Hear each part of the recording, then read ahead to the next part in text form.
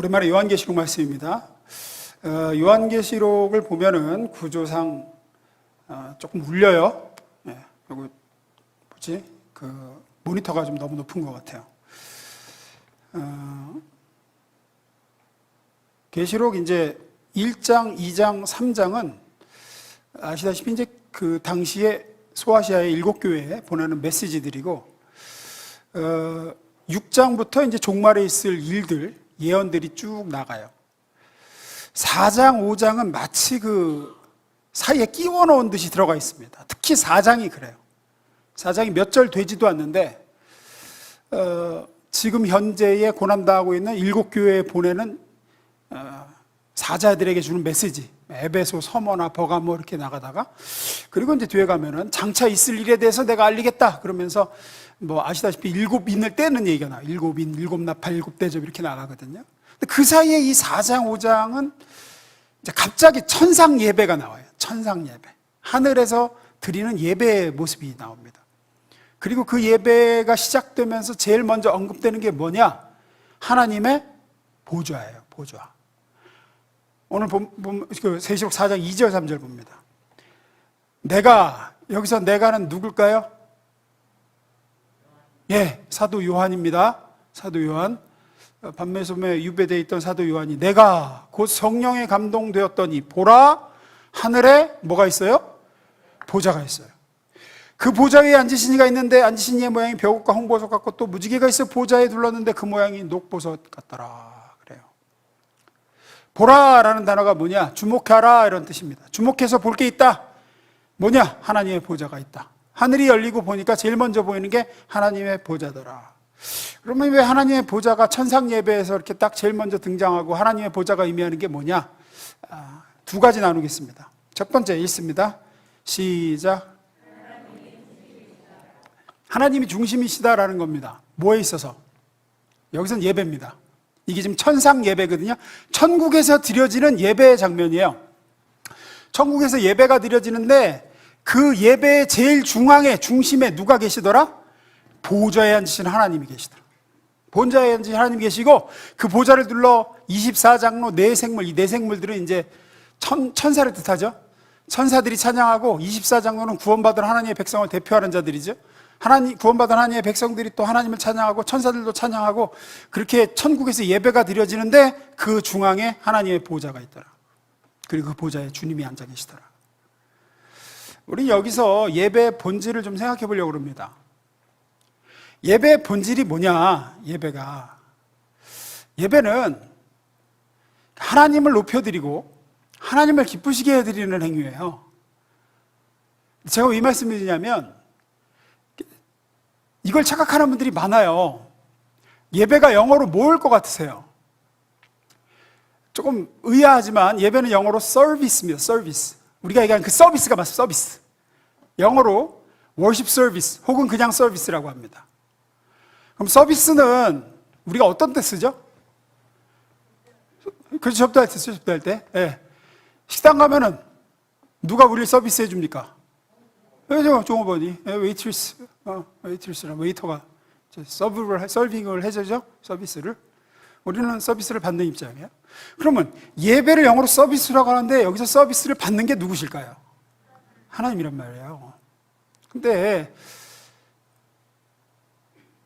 많은 분들이 서비스 대상을 자기로 생각해요. 이거 정말 심각해요. 많이 그래요. 많이. 예를 하나 들어볼까요? 어떤 교회 성도분이 자기 교회 예배에 대한 불만을 막 가지고 있다가 부흥사분이 왔을 때 부흥사한테 그러더래. 내가 아는 그 부흥사 목사님 얘기해. 목사님 설교가 참 은혜로운데 저희 교회에서는 목사님처럼 이런 은혜가 있지 않은데 오늘 예배할 때 하늘문이 열려지는 걸 볼 줄 믿습니다. 이렇게 얘기하더라는 거예요. 이런 식의 얘기 많이 합니다. 많이 해요. 자, 보세요. 제가 왜 이게 문제라고 얘기할까요? 지금 우리는 예배를 평가하는 경향이 있다는 거예요. 은혜가 넘치고 은혜가 안 넘치고, 은혜가 좀 부족했고, 어떤 목사님 설교를 잘하고 누구는 못하고, 하지만 예배는 인간인 우리가, 예배를 드리는 우리가 이런 판단을 하고 평가를 하거나 분석한다는 것 자체가 이미 하나님을 향한 서비스가 아니게 돼요. 왜냐하면 예배는 보좌에 앉으시는 하나님을 경배하는 거기 때문에 그래요. 오늘 본문 다시 봅니다. 9절에서 11절. 그 생물들이 보좌에 앉으자 세세토록 살아계신 이에게 영광과 존귀와 감사를 돌릴 때에, 우리도 보좌에 앉으신 이에게 영광과 존귀와 감사를 돌리는 게 예배거든요. 근데 여기에 무슨 평가가 있습니까? 내가 드리는 거라니까요. 내가 드리는 거예요. 이렇게 내가 뭘 받는 게 예배가 아니라. 10절 24장로들이 보좌에 앉으신 이 앞에 엎드려, 우리도 엎드리는 겁니다. 주님께 세세토록 살아계신 이에게 경배하고 자기의 관을 보좌 앞에 드리며 이르되, 11절 우리 주 하나님이여 영광과 존귀와 권능을 받으시는 것이 합당하오니 주께서 만물을 지으신지라 만물이 주의 뜻대로 있었고 또 지으심을 받았나이다. 예배의 대상, 예배의 목적은 우리가 은혜 받고 우리가 감동하고 우리가 조차고가 아니라고요. 보좌에 계신 하나님을 높여드리고 그분을 바라보고 그분을 드러내고 그분을 찬양하고 경배하는 거예요. 근데 여기에 무슨 은혜가 넘치고 부족했고 그거를, 아니 은혜를 내가 이렇게 내가 지금 서비스를 받는 게 아닌데 내가 지금 드리는 건데 그건 하나님이 평가하실 거지 내가 어떻게 할 게 아니거든요. 나는 드리는 거예요. 예배 모든 시간에 나의 존재를 주님께 드리는 시간이라고요.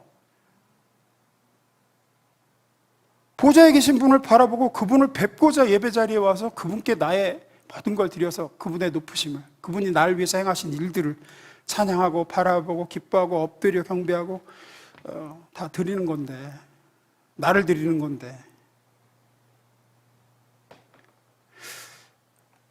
많은 성도들이 예배를 통해서 뭔가 얻고 간다고 생각하니까 그래요. 내가 그러니까 자기가 원하는 걸 얻으면 이제 은혜가 넘치는 예배인 거고, 내가 원하는 감동이라든지 뭔가가 없었으면 예배의 아주 본질이 잘못된 거죠. 본질이 굉장히 지금 어딘가 지금 틀어져 있는 거예요. 주객이 전도된 거예요. 하나님을 만나고 하나님을 높여드리기보다는 내 영적 관심사를 채우기 위해서 왔는데 그게 안 채워지면 이제 불만이 있는 거죠. 내 성경적인 어떤 이런 궁금증을 풀어주질 못했어, 오늘 설교가. 혹은 내 잘하는 달란트를 사용하기 위해서 오는 분도 있고, 나의 만족, 나의 은혜, 나의 감동, 내 위로, 이런 것들을 채우기 위해서 예배에 오는 것이 아닌가 한번 생각해 보십시오. 어떻게 할 수 있느냐? 앞서 이야기했던 대로 내가 지금 예배를 평가하고 진단하고 판단하는가 아닌가를 보면 해요. 내가 지금 예배자로 하나님께 나를 드리는 시간으로 내가 지금 오늘 예배에 내가 성공자가 됐는가 아닌가를 생각하는 게 아니라 내가 오늘 이 예배에 나의 전 존재를 드려 아버지께 경배를 드렸는가, 내가 이 시간만큼은 내 온몸과 혼과 영혼이 하나님을 향해서 엎드려 24장로들처럼 내 왕관을 벗어 아버지께서 나의 왕이십니다 하고 이렇게 했는가, 이걸 생각해야 되는데 오늘 찬양이 좋았네, 오늘 설교가 어쨌네, 은혜가 됐네, 마음에 닿았네, 그건 예배가 아닙니다.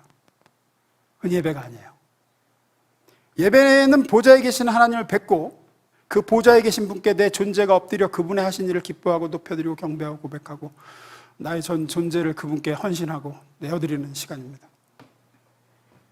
그리고 그 속에서 그 하나님을 만나는, 그 보좌에 앉으신 이의 음성을 듣고 그분의 임재를 경험하고 그때 은혜가 오고 감동이 오고 위로가 오는데, 이건 부수적인 거예요.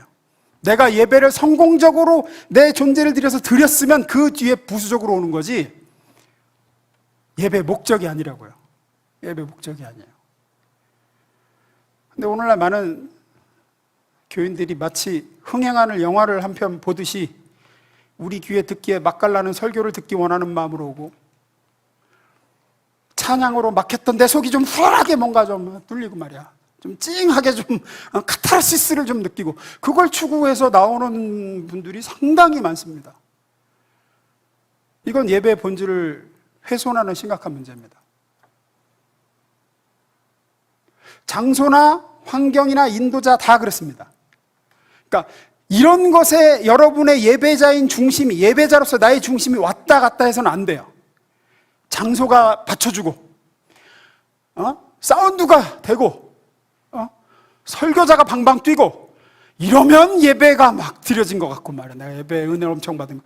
이런 게 안 따라주면 이제, 오늘 맹숭맹숭하고 예배가 안 되고 집중이 안 되고, 물론 육신을 가진 우리가 오감을 가진 인간인지라 완전히 자유로울 수는 없을 겁니다. 이런 환경이나 뒷받침에 또 사람, 이끌어주는 사람, 예배를 이끌어주는 사람에 따라서 완전히 자유로울 수는 없습니다. 설교자에 따라 전달력이 다를 수밖에 없어요. 설교자마다 은사가 다르니까. 찬양 인도를 누가 하느냐에 따라 몰입이 더 잘 될 수도 있고 잘 안 될 수도 있죠. 사람이니까. 예배 장소의 이런 데코레이션이라든가 이런 거에 따라서 눈에 보이는 조명, 귀에 들리는 음향, 이런 악기, 이렇게 환경들 이렇게 다 이렇게 벌써 이렇게 거룩함이 뚝뚝 떨어지는 이런 데 가면 아무래도 좀 그럴 거 아니에요. 사람이 더 몰입도 되고. 안 받을 수는 없을 겁니다. 하지만 여러분의 예배가 성공하느냐 못하느냐에서 이런 환경적이고 인간적인 요소는 최소화하려고 노력하셔야 돼요.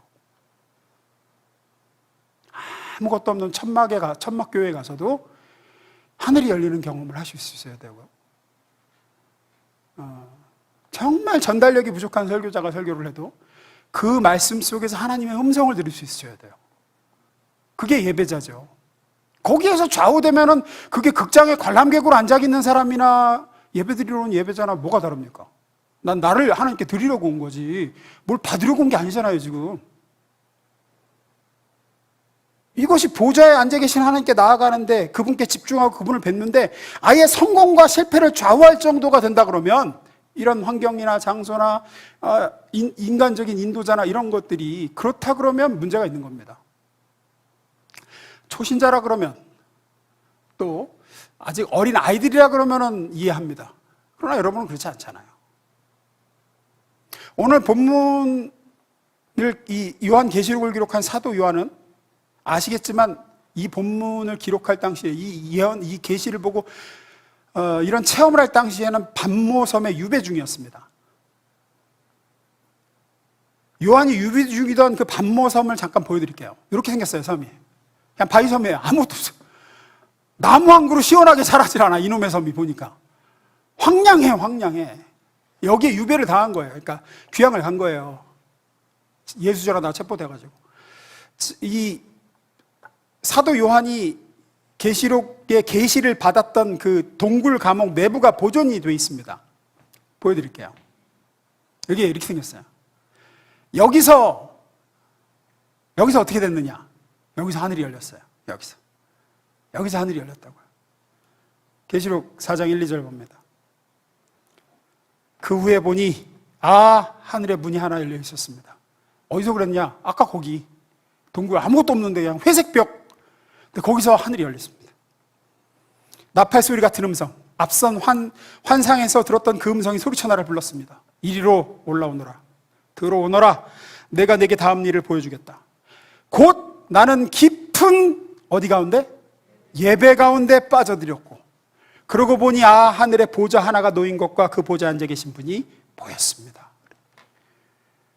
반모섬 유배지 동굴 속에서 아무것도 없는 곳에서 하늘이 열리는 경험을 하고 하나님의 보좌를 경험하고 하나님을 뵙니다. 여기에 무슨 음향이 있습니까? 설교자가 있었습니까? 찬양 인도자가 있습니까? 악기가 있었습니까? 아무것도 없었어요. 우리의 예배도 이걸 목표로 해야 됩니다. 어디에 있든지 어떤 장소에 어떤 환경 속에서 어떤 인도자가 어떤 설교자가 그것에 의해서 여러분의 예배의 성공과 실패가 좌우되어서는 안 됩니다. 여러분도 저도 마찬가지입니다. 아무것도 없는 빈들에서 홀로 예배를 드리고 혹 최악의 설교자가 진짜 와서 설교를 하고 최악의 인도자가 예배를 이끌어도 그곳에서 하늘문이 열리고 예배에 빠져들고 보좌에 앉아 계신 이의 음성을 듣고 그분을 뵙고 그분께 나를 드리고자 하는 예배자. 내가 뭐를 서비스를 받으려고 예배자의 자리 여기 앉아 계시지 마시고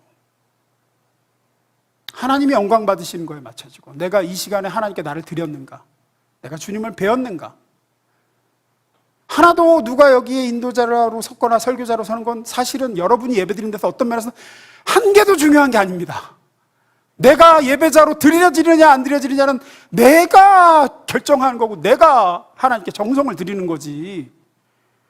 이게 관객으로 앉아있으니까 이게 자꾸 거슬리고 거기에서 내가 예배가 은혜롭네 은혜롭지 않네 되는 거죠.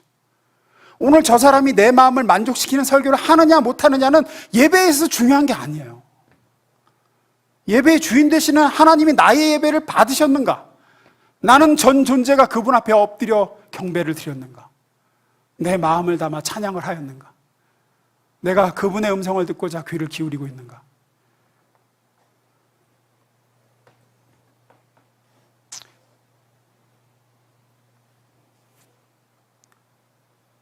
반모섬의 요한은 이 예배의 경험으로 뒤에서 다루겠지만 교회들은 핍박으로 문을 닫고 목회자들은 순교하고 성도들은 흩어지는 때에 아무것도 없는 유배지 동굴에서 하늘문이 열리는 경험을 하고 하나님의 계시를 받고 보좌에 앉으신 분으로 인해서 기뻐하고 위로받고 힘을 얻습니다.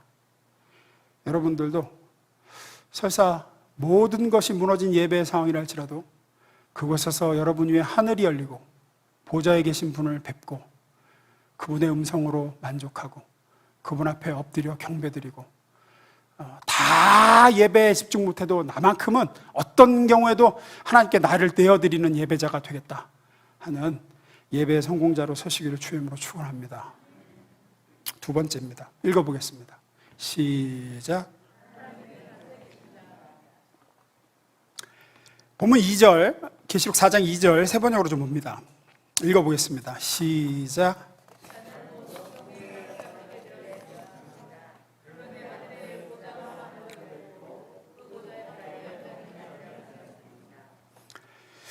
보좌에 앉아 계신 분 얘기를 자꾸 하죠.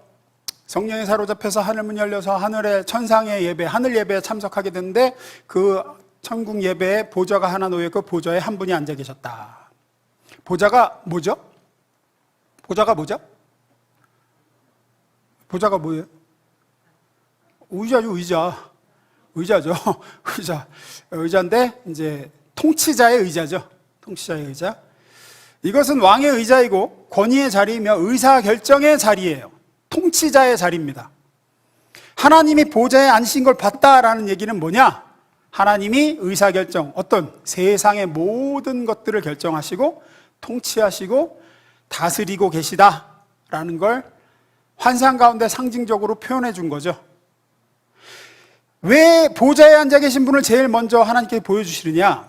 요한계시록이 기록될 당시에는 학자들마다 의견이 좀 분분합니다. 네로 황제 때냐 도미시안 황제 때냐 의견은 있지만 어느 황제 때든지 그때 두 황제 때가 다 핍박이 극심할 때입니다. 교회를 향한 핍박이. 순교자가 속출하고 성도의 가정이 파괴되고 제일 심했던 건 경제적인 핍박이었대요. 그래서 예수 믿는 사람이 장사하는 가게는 물건 못 팔게 만들고 거래 끊고 그래가지고 그 예수 믿는 사람들이 다 도산하고 망하고 이게 제일 극심했대요. 그러다 보니까 이제 성도들이 교회를 떠나가고 불의한 재판을 받아도 호소할 데도 없고 그래서 교회가 세상에 의해서 패배하는 것처럼 보였던 시대였습니다. 이때 요한이 천국에 올라가서 비전을 본 거죠. 하나님이 뭘 보여주시는 겁니까? 아니다.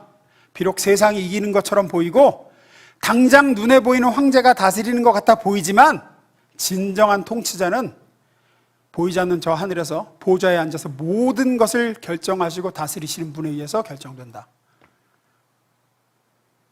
보좌에 앉으신 하나님께서 만물을 통치하시며 어느 것 하나도 하나님의 허락 없이 이루어지는 것은 없고 우연이 되거나 저절로 되어지는 것도 없다. 이 핍박도 철저히 하나님의 허락과 통제하에서 지금 이루어지는 거다. 하나님은 이 핍박을 통해 더 좋은 계획을 지금 가지고 계시다. 이걸 이제 보여주고 있는 거죠. 그래서 당시에 요한은 지금 일어나는 모든 것은 하나님의 통치의 산물이구나. 하나님이 통치하시고 계시구나. 이렇게 교회들이 문을 닫고 순교자가 발생하고 이렇게 핍박받을 때도 하나님이 세밀하고 정확하게 이거 인도하고 계신 거구나. 예수님은 참새 한 마리가 땅에 떨어지는 것도 하나님의 뜻에 의한 것이고 나무 한 그루 풀 한 포기도 하나님은 주관하시고 들꽃 한 송이의 아름다움이나 향기도 하나님의 통치에 의함이라고 말씀하셨습니다. 그리고 뭐라 그러시죠? 하물며 너희일까 보냐 그러시죠. 요한계시록의 이 4장에 나오는 보좌 사건도 그런 맥락에서 하나님이 말씀하고 계신 거예요. 하물며 너희일까 보냐. 내가 지금 너희를 내 손에서 놓고 있는 줄 아느냐. 이런 일이 그냥 우연히 일어난 것 같으냐. 다 내가 허락했고 다 내가 주관하고 있고 다 보좌에 앉아서 모든 것을 운행하며 다스리고 있다. 이것이 세계관이죠. 이게 세계관입니다. 기독교적 세계관은 하나님이 모든 것을 주관하고 다스리고 계시다는 겁니다. 이게 대단히 중요해요. 세계관이라는 건 세상을 보는 눈을 얘기해요.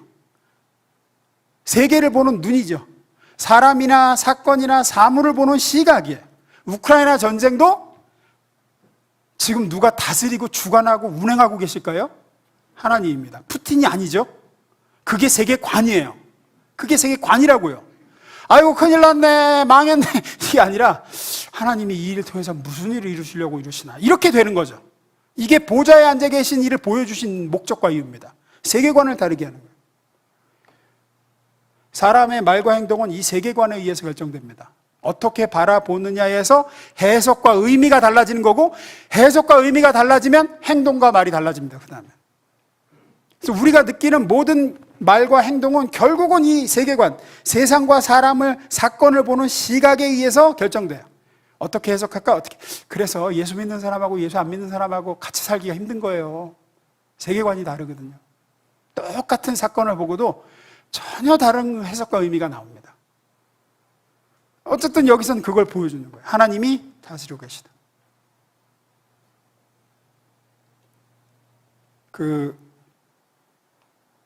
예를 하나 들면 함석헌 씨가 쓴 뜻으로 본 한국 역사라는 책이 있어요. 오래된 책입니다. 그 책에서도 세계관의 중요성을 얘기하면서 함석헌 씨는 3.1운동을 얘기해요. 한국 역사에서 가장 중요하고 빛나는 사건이 뭐였느냐? 3.1운동이다. 전 국민이 나라를 위해서 자발적으로 희생적으로 전국적으로 일어났던 유일한 사건이었다. 누가 시킨 것도 아니었고 자발적으로. 근데 이게 가능하게 된 게 뭐냐? 이제 이 함석헌 씨는 그 3.1운동 이전에 세계관을 바꿔주는 작업을 했다는 거예요. 단재 신채호라든지 뭐 박은식이라든지 이런 사람들이 민족 중심의 세계관을 심어줬다.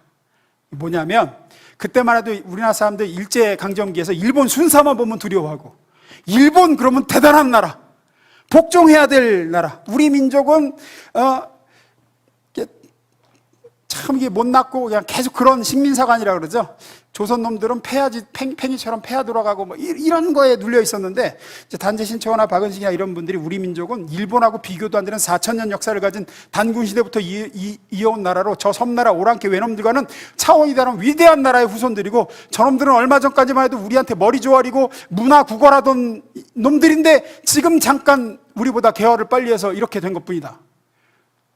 이게 이제 딱 세계관으로 들어오니까 야 우리가 저 외놈들 밑에서 이러고 있을 민족이 아니구나. 그래서 이제 3.1운동이 일어났다는 거예요. 세계관이 바뀌면서 전 국민이 태극기를 떨쳐들고 일어나서 대한독립 만세 외치고 했다는 거죠. 세계관이 바뀌니까 무력하고 패배주의 뭐 민족의 개념조차 없던 사람들이 이때부터 이제 지금까지 세계에서 유일하게 일본을 우습게 보는 나라, 우리나라밖에 없다 그러죠. 일본 우습게 아무도 안 봐요. 근데 우리는 우습게 보죠. 우리는 우습게 봐요. 왜? 세계관이 바뀌어서 그래요. 세계관이 바뀌었어요. 우리는 단군지로 위대한 후손들이고 저 섬나라 저놈들은 원숭이 놈들 우리가 개화시켜준 것들인데 이렇게 이제 보는 게 세계관 때문에 그래요. 이게 말씀드렸지만 계시록 4장에 보좌에 앉아 계신 하나님의 보여주시는 이 환상이 뭐냐? 영적 세계관이 바뀌는 거예요. 아, 나를 핍박하는 저 황제, 나를 우리 교회를 저렇게 힘들게 하는 저 세력들, 박해하는 저놈들, 결국은 하나님의 허락하에 이것도 이루어지는 거고 하나님이 다스리고 계시고 하나님은 이걸 통해서 더 위대하고 놀라운 선을 이루실 거다. 그러니까 누가 와서 괴롭히고 욕을 해도 세계관이 바뀌니까 예수님처럼 예수님이 그러시잖아요. 빌라도가 의아하잖아요. 비굴하게 자기한테 목숨을 구걸할 줄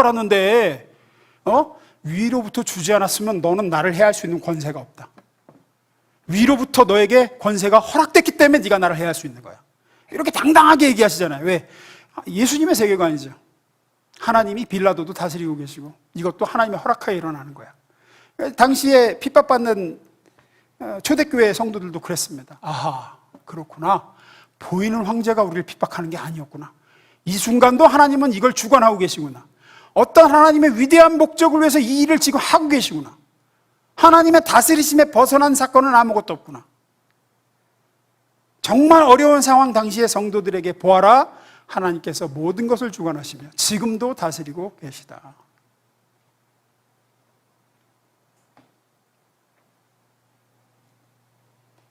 그래서 얘기하는 겁니다. 두려워 말라. 로마 황제가 아무리 절대적 힘과 권세를 가진 존재라 할지라도 하나님의 일개 도구일 뿐이다.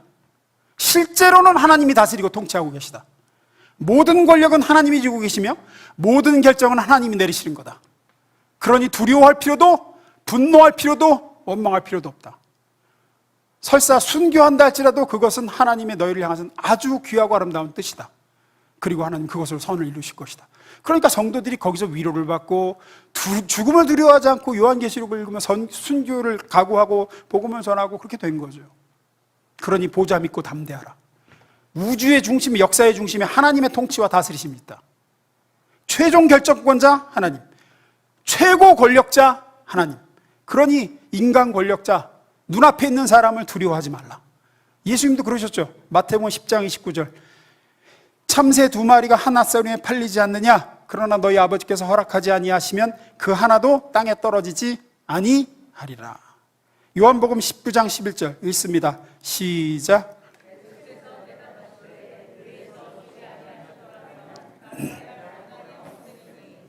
그러므로 나를 내게 넘겨준 자의 죄는 더 크다 하시니라. 예수님의 세계관이죠. 무슨 얘기입니까 지금 예수님이? 하나님께서 죽이시려고 하면 어떻게 해도 살 수가 없는 거야. 반대로 하나님께서 살리시고자 하고 지키시고자 하면 누구도 손댈 수 없는 거야. 용광로에 집어넣어도 풀무불에 집어넣어도 못 죽여. 그게 성도의 세계관이 되어야 될 줄로 믿습니다. 그러니 두려워할 것도 무서워할 것도 불안할 것도 없는 거죠. 하나님이 모든 걸 주관하고 다스리고 계시다. 요즘은 좀 옛날보단 덜하지만 옛날에는 회사를 가든 은행을 가든 공공기관을 가든 군부대를 가든 입구에서 제일 가까운 데에는 누가 있습니까? 입구에 제일 가까운 의자, 보좌에는 누가 있어요? 딱 문 열고 들어가면 제일 가까운 데는 누가 있습니까? 예, 소위 말단이 있습니다. 말단이 있어요. 그리고 제일 안쪽에 안 보이죠? 입구에서는 안 보여. 별실 저 안쪽에, 저 은행장실 뭐 이렇게 안 보이는데, 뭐 사단장실 뭐 이런데 누가 있습니까? 책임자가 있죠. 제일 높은 사람이 있죠. 근데 처음 온 사람은 그걸 모르고 어떡합니까? 눈에 보이는 말탄 붙들고 이제 사정을 하고 언성을 높이고 삿대질을 하고 해봐야 소용이 없죠. 그때 책임자가 나와서 왜 그러시냐고, 이리 들어오시라고.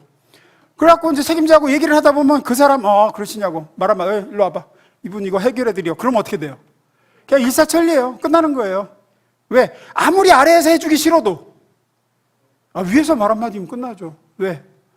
더 높은 권위가 있는데, 더 높은 사람의 한마디면 얘기가 끝나는 거예요. 하나님께서 이 계시록 4장에서 그 얘기를 하고 계신 거예요. 야, 로마 황제의 보좌가 당장 눈에 들어오지, 대단해 보이지? 그거 말단 직원이야. 그거 붙들고 너희들 씨름하고 그거 무서워할 필요가 없어. 최종 결정권자 내가 하나님의 보좌, 나 하나님이 보좌에 앉아있다. 그러니 너희는 내 보좌 앞에 나와서 찍고 하면 돼. 찍고. 너희는 내 자녀니까 자녀가 뭐 아들, 딸이, 예를 들어 사단장 아들이 뭐 지휘 계통 밟아서 아버지 만날 일이 없잖아요. 전화해서 아버지 하면 되잖아요. 그러니까 지금 그 얘기하고 있는 겁니다. 너희는 내게 고하면 된다. 너희의 사정을 내게 얘기하면 된다. 내가 최고 통치자고 내가 최고 권위자야. 눈에 보이는 사람, 눈에 보이는 그 말단 붙들고 씨름하지 말고 나한테 와서 얘기해. 나한테 와서. 우리에게도 같은 말씀을 하시는 줄로 믿습니다.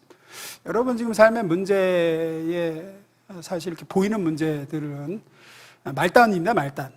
저 위에서 하나님이 결정하셔서 이루어지는 일들이고, 저 위에서 하나님의 통치와 다스리심이 있습니다. 우리는 참 놀랍게도 그 최고 우주의 통수권자, 우주의 최고 권위자이시고 결정권자인 하나님께 직보 라인이 있어요. 직접 보고할 수 있는 라인이. 왜? 사랑하는 딸, 사랑하는 아들이기 때문입니다. 그래서 기도가 위대한 줄로 믿습니다. 그러니 눈에 보이는 문제, 눈에 보이는 사람, 눈에 보이는 보고 씨름하고 두려워하고 염려하고 그러지 마시고, 저 위에 계신 최종 보스께 오늘 기도하셔서 해결받으시고, 그 최종 보스께서 왜 지금 이런 일을 행하고 계신지 여러분에게 분별하도록 알려주시고, 그래서 여러분의 마음에 담대함과 평안이 있기를 주의 이름으로 축원합니다. 기도하겠습니다.